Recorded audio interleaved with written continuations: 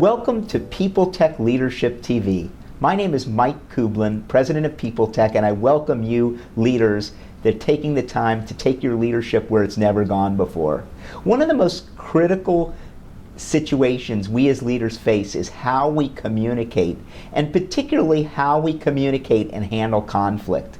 And there's a tool that is very, very, very helpful in terms of being a better leader, in terms of determining and managing the skills, abilities that you have in being the most effective communicator around conflict situations. And that tool is called the Thomas Killman Conflict Instrument.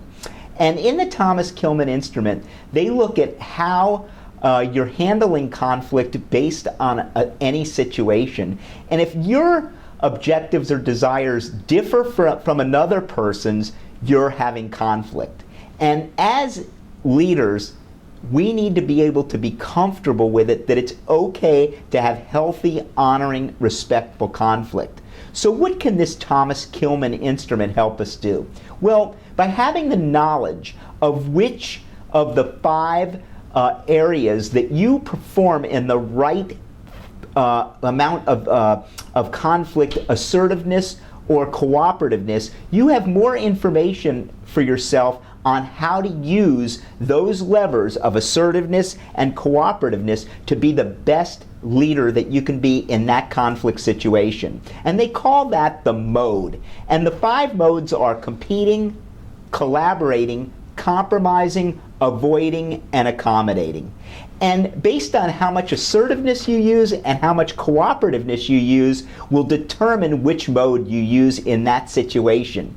A lot of times with conflict, we handle it based on our personality and based on what we're already strong in. So I know in my past, I'm really pretty good with relationships. But sometimes what happened is I let relationships get in the way of making a very direct decision and holding people accountable to their behavior. So for that example, I would need to raise my level of competing skill in order to put boundaries up, in order to the ability to say no, the ability to put up a barrier, so that if it's a mandatory thing that we must do, I need to go into a competing mode rather than my normal style, which is more to compromise or collaborate and get other people involved.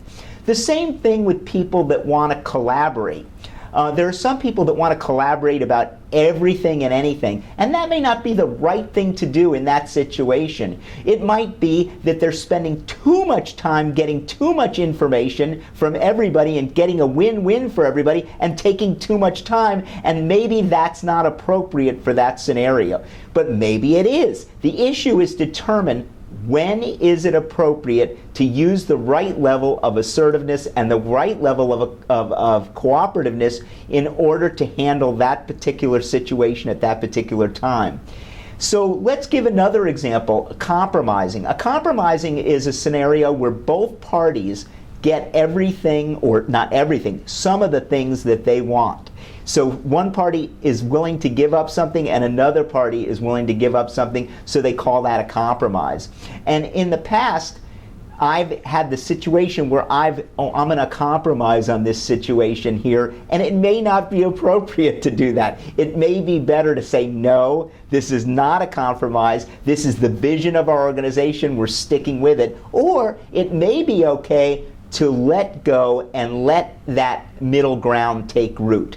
Again, it all depends on where you're going, how quickly you need to get there, and how you're communicating that to others, whether or not you're letting them in to give you feedback or not give you feedback, and how much of that do you use. Again, it's your decision on whether or not you compromise, collaborate, or compete.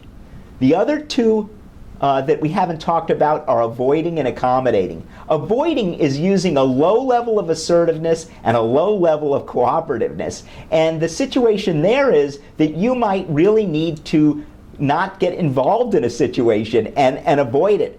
Here's a situation with a lot of leaders that I know. They want to be involved in everything. Every little thing they need to be involved in, and they need to argue it out, and they need to win. Well, there's some things that doesn't serve the team well. So you need to let go of that and use a little bit more avoiding or sidestepping that issue, and let the other people on the team grow and learn, and you let go of that and only work on the major things. Then there are other times with avoiding that you really need to not avoid, to step in, and that's the most common. A lot of people think, well, I'm going to avoid this situation and it's going to go away. Well, it never goes away. So those people need to raise their level of skill, again, around compromising, collaborating, or competing, and get out of the avoiding role. The last mode that we need to talk about is accommodating, and that's a high level of cooperativeness, a low level of assertiveness. And in that mode, what's important to know is sometimes we want to give goodwill. So we just let it go. It's a scenario of those people have been very good to you over a long extended of time. This is something that you want to give back to them and give to that situation, and you accommodate it and you let them have the thing that they want to have because you've done it on purpose. And that's the whole point of these 5 modes. It's knowing when to use the right mode, when to apply the right level of assertiveness and the right level of cooperativeness, and making sure as a leader that you handle that particular situation using the right mode at the right time. Again, we look forward to working with you, and please make sure if you do not know what you overuse or underuse, do a 360-degree feedback or actually take the Thomas Killman conflict tool. Thank you. Look forward to working with you.